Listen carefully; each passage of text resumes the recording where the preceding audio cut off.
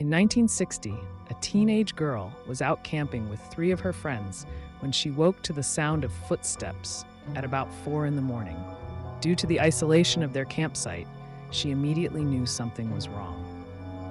She tried to shake her friends awake, who groggily sat up questioning what was going on.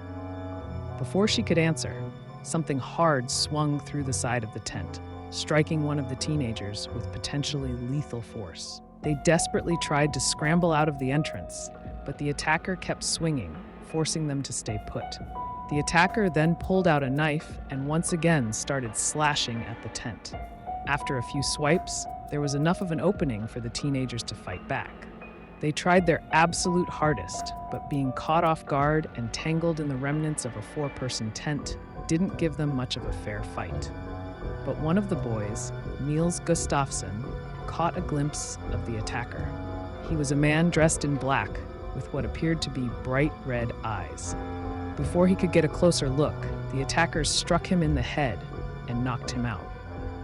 Gustafson was found unconscious the next morning with severe facial fractures and defensive wounds. His 3 friends didn't survive. Due to the brutal and traumatic manner of the attack, he had suffered amnesia. The details told through this story were mainly recalled through either evidence analysis or hypnotherapy. Has a shaky reputation at best, and decades later the police realized that his story was highly suspicious. He was the only survivor and didn't have nearly as many knife wounds as his friends did. Additionally, his shoes were found partially hidden about 500 meters away with his friend's blood all over them. This led to a trial, which ultimately found him not guilty. But if Niels didn't do it, then who did? One person noticed that in this photo of one of the teenagers' funerals, there appears to be a man who nearly perfectly matches the police sketch.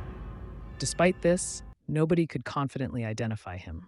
One of the more interesting suspects was Hans Aspen, who reportedly visited a hospital the next morning with blood all over his clothes.